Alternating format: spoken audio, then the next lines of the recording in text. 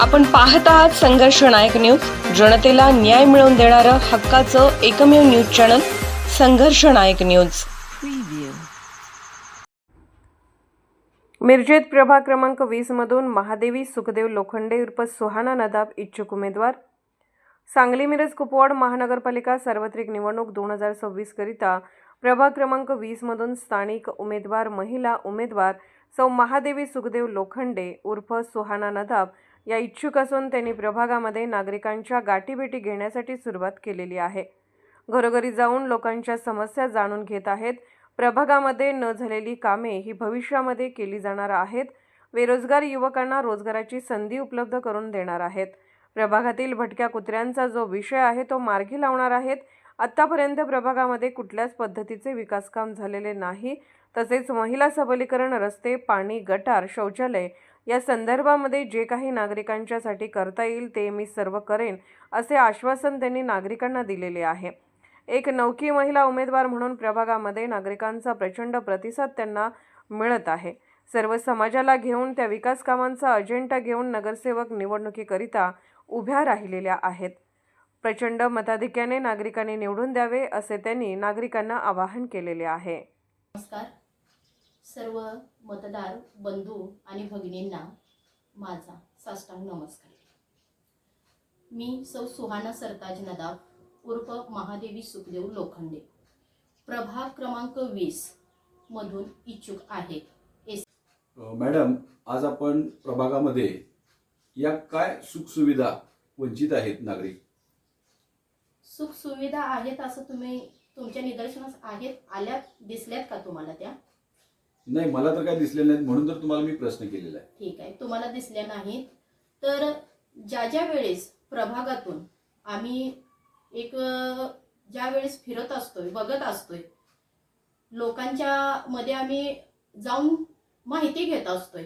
प्रभागात प्रभागाच्या विकास कामासाठी प्रतिनिधी म्हणून निवडणुकीतनं दिला जातोय। उमेदवाराला ते निवडून दिलं जाते जनतेतून प्रतिनिधी। तर त्या प्रतिनिधीचं काम काय असतं? प्रभागाचा विकास करणं, प्रभागातील काही समस्या आहेत हे सोडवणं, प्रभागामधील लाईट, ड्रेनेज, रस्ते, शिक्षण, आरोग्य ही सगळी कामं आहेत ही एक नगरसेविका आणि नगरसेविकाचे असतात। नगरसेवकाची त्या प्रतिनिधीला ज्यावेळेस नागरिकातून निवडून दिलं जाते त्यावेळेस त्यांची ही कामे असतात। जर करता ह्या नगरसेवकांनी कामं केलीच असतील 5 वर्षामध्ये ज्यांना निवडून दिलं जातंय तर त्या प्रभागातली कामं जर ह्या नगरसेवकांनी केली असती तर दारोदारी आज जाण्याची वेळ आली असती का नगरसेवकांना? 5 वर्ष काम केली असती तर त्यांनी आज घरात बसले असतील आणि जनतेने त्यांना ते निवडून दिलं असतं। पण जनतेने आता विचार केला पाहिजे, आपली प्रश्न कोण सोडवणार आहेत? गेल्या 5 वर्षापासून खरोखर प्रभागातील विकास झालाय का? आणि खरोखर त्या प्रभागातील विकास कामासाठी काय काय ह्या लोकांनी उपाययोजना केलीत? नगरसेवकांनी ज्या उपाययोजना त्यांनी राबवायची होती त्या उपाययोजना त्या प्रभागामध्ये या नगरसेवकांनी जाऊन त्या उपाययोजना राबवल्या का? वंचित शिक्षणापासून असलेल्या मुलांना त्यांनी शिक्षणाच्या बाबतीतलं महत्त्व पटवून दिलंय का? आज रोजगार, कितीतरी बेरोजगार मुलं आहेत, त्यांना भले सरकारी नोकरी नसून दे पण कामाची काही एखादी त्यांनासनी तक्रार असते, घरातला उदरनिर्वाह होत नाही, तर त्याबद्दल तिने काही अशी त्यांनासनी स्वावलंबी करण्यासाठी काही त्यांनासनी त्यांच्यापर्यंत माहिती पोहोचवल्यात का? मॅडम, या प्रभागामध्ये भविष्यामध्ये आपलं विजन काय आहे? प्रभाग 20 मध्ये जर जनतेतून मी निवडून आले तर प्रभागातली जी पण काही कामं रखडलेली आहेत तर ते मी पूर्ण करण्याचा 100% प्रयत्न करेन।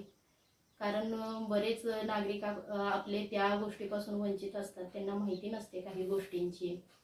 ज्या काही शासनाच्या योजना असतात त्या भरपूर योजना असतात, त्या दारोदारी मी पोहोचवण्याचा नागरिकांपर्यंत जास्तीत जास्त प्रयत्न करेन।